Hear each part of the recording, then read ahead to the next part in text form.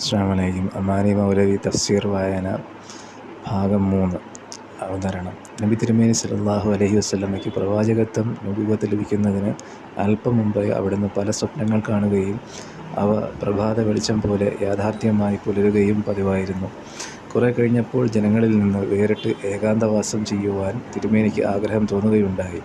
അതനുസരിച്ച് അവിടുന്ന് മക്കയുടെ അടുത്തുള്ള ഹിറാ ഗുഹയിൽ പോയി ആരാധനാ നിമഗ്നരായി കൊണ്ടിരിക്കാറുണ്ടായിരുന്നു.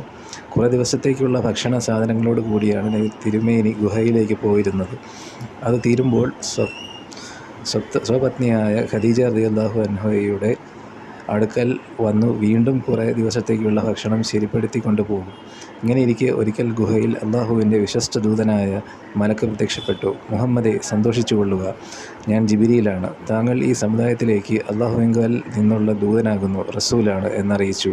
അനന്തരം മലക്ക് പറഞ്ഞു, ഇഖ്റ, വായിക്കുക. തിരുമേനി മറുപടി പറഞ്ഞു, എനിക്ക് വായിക്കുവാൻ അറിഞ്ഞുകൂടാ. പിന്നീട് തിരുമേനിക്ക് വിഷമം തോന്നുമാറ് മലക്ക് അദ്ദേഹത്തെ ഒന്നുകൂടി കൂട്ടി പിടിപ്പിക്കുകയും ഉടനെ വിടുകയും ചെയ്തു. രണ്ടാമതും മൂന്നാമതും ഇതേ പ്രകാരം ആവർത്തിക്കപ്പെട്ട ശേഷം സൂറത്തുൽ അലക്കിലെ ആദ്യ വചനങ്ങൾ മലക്ക് ഓതി കേൾപ്പിച്ചു. ഇതായിരുന്നു ഖുർആൻ അവതരണത്തിൻ്റെ ആരംഭം. നബി സല്ലല്ലാഹു അലൈഹി വസല്ലമയ്ക്ക് വിഷമം ഉണ്ടാകുമാറ് മലക്ക് കൂട്ടിപ്പിടിച്ചതിൻ്റെ യഥാർത്ഥ രഹസ്യം എന്താണെന്ന് നമുക്കറിഞ്ഞുകൂടാ. എങ്കിലും ആത്മീയ ലോകവും ഭൗതിക ലോകവും തമ്മിലുള്ള ഒരു ഇണക്കലായിരുന്നു അതെന്ന് പറയാം. അഥവാ ദൈവിക സന്ദേശങ്ങൾ സ്വീകരിക്കുവാൻ പ്രവാചക ഹൃദയത്തിന് പക്വത വരുത്തുവാനായിരിക്കും അത്.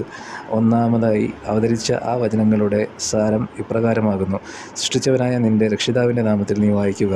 മനുഷ്യനെ അവൻ രക്തപിണ്ഡത്തിൽ നിന്ന് സൃഷ്ടിച്ചു. വായിക്കുക, നിന്റെ രക്ഷിതാവ് അത്യുദാരനാണ്, പേന കൊണ്ട് പഠിപ്പിച്ചവനാണ്. മനുഷ്യന് അറിയാത്തത് അവൻ പഠിപ്പിച്ചിരിക്കുന്നു. എഴുത്തും വായനയുമാണല്ലോ മനുഷ്യന് അറിവ് ലഭിക്കുവാനുള്ള രണ്ട് പ്രധാന മാർഗങ്ങൾ. ഇവ രണ്ടും അവന് അള്ളാഹു നൽകിയ രണ്ട് പ്രത്യേക അനുഗ്രഹങ്ങളാണെന്ന് ഇതിൽ ചൂണ്ടിക്കാണിച്ചിരിക്കുന്നു.